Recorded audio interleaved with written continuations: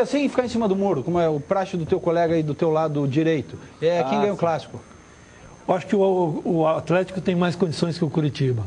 Na minha opinião, pelo Atlético ter feito ter uma equipe um pouco mais centrada, um pouco mais segura. Será, Caxias? Eu acho que sim. A do Curitiba está um pouco estável. Ganhou com uma marcação consistente e tal, mas a equipe está instável por causa que o treinador está deixando os jogadores instáveis. Ele quer ter 22 titulares e isso não é bom no momento. Agora, você lembra 2006, quando o Paraná jogou contra o Atlético na Baixada e perdeu o jogo? E aí descambou, estavam com 15 pontos o Paraná descambou e acabou caindo. Esse jogo, para mim, é o divisor de águas. Os dois estão ali, é aquela... Uma hora está fora do rebaixamento, outra hora está na zona de rebaixamento. Eu acho que esse vai ser o divisor. As duas equipes têm que ter consciência de que dentro de campo tem que jogar a bola, procurar jogar bola, as torcidas também.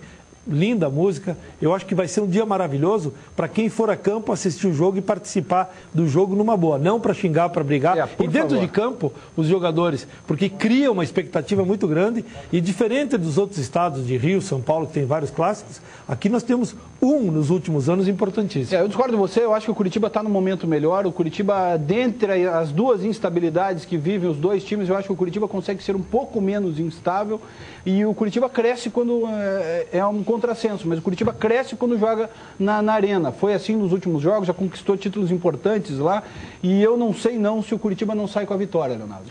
Eu acredito que a obrigação toda é do Atlético. Primeiro porque joga em casa, segundo porque o último Atletiba que foi na Arena da Baixada, o resultado foi um revés, foi 4-2 para o Curitiba. Isso tudo torna um caldo especial para esse jogo. O Atlético precisa vencer, precisa dar uma resposta para a sua torcida, porque a cobrança vira forte. E na tabela, nesta gangorra, o momento está melhor para o Curitiba. Se o René Simões souber armar o seu time, eu acredito principalmente com a manutenção do Douglas Silva, o Carlinhos Paraíba tem que entrar desde o começo, eu sacaria o Pedro Quem desse time, a defesa precisa ter mais consistência. Será que ele vai sacar o Pedro Quem? Eu acredito que é o momento.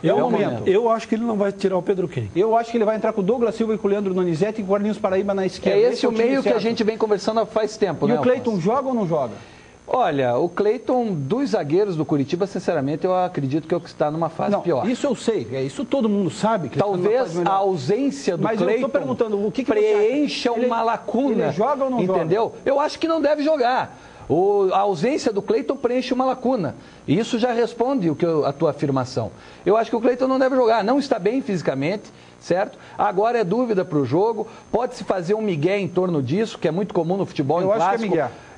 Pode ser um migué. Agora, eu não escalaria o Cleiton. Hoje em dia, com ressonância magnética, não dá mais para dar migué, dizer que está com problema muscular e não jogar. Os caras vão lá e constatam que isso é falso de jogador e aí ele se estraga no plantel. Eu acho que o jogador não vai dizer isso, ele não tem condições. Na minha opinião, eu acho que ele não joga. Eu acho que o Cleiton joga e se jogar é um belo reforço para o Curitiba.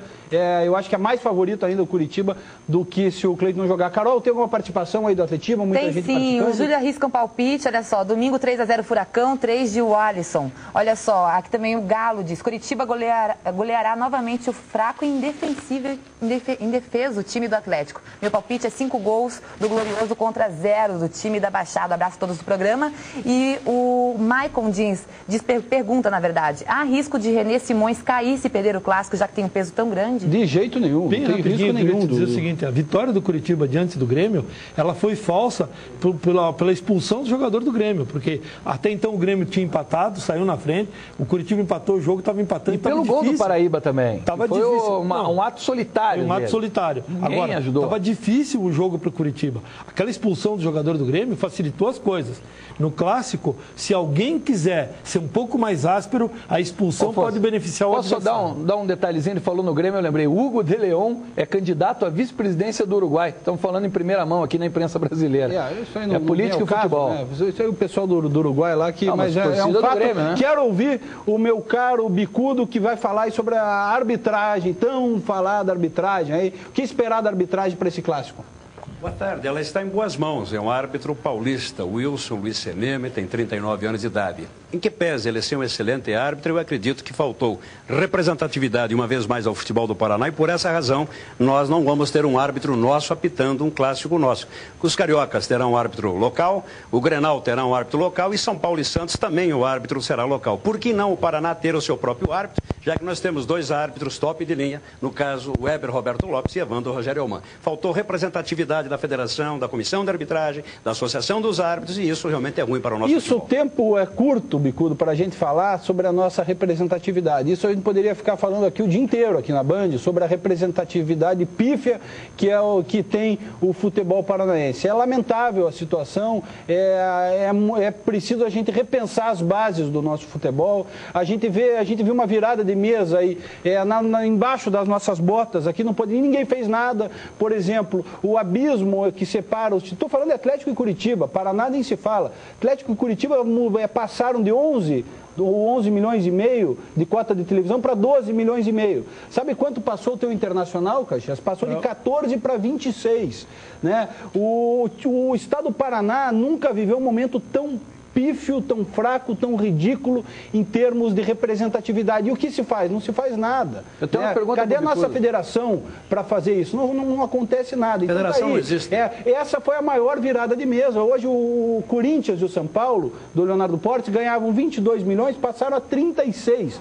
Então não dá para fazer futebol com quem ganha 36 e se você ganha 12. Com um cara que ganha 24 e você continua nos 12. Né? Isso sem falar do Paraná Clube, daí é fácil. A gente pega entrevistas aí na rádio, descendo o cacete na diretoria do Paraná. É muito fácil. O Paraná recebe da televisão 84 mil reais. $1 milhão por ano. Não vai ao campo. A folha do Paraná custa 600 mil. São 500 mil de déficit todo mês. Daí é fácil falar. E daí o pessoal que reclama, vai lá e paga lá os 500 reais por ano para ser sócio do clube, não pagam, né? Eu tô lá, eu pago. Né? Então é essa hipocrisia que tem que acabar no futebol paranaense, a gente começar a pensar um pouco maior. Mas os erros de ontem, principalmente no Paraná Clube, eles estão repercutindo hoje. O Paraná errou e errou muito. E nós falamos muito sobre isso. Eu sei disso. Agora, Atlético e Curitiba, eu concordo com você. Falta uma representatividade do nosso estado aqui para chegar lá forte. Daí a nossa federação inexiste. Daí cria-se a Futipar, que é para tentar superar isso. O que acontece em Curitiba, pelo famoso ciúme do homem, que é o pior tipo de ciúme que existe, sai da Futipar e enfraquece o nosso futebol. Tem uma pergunta...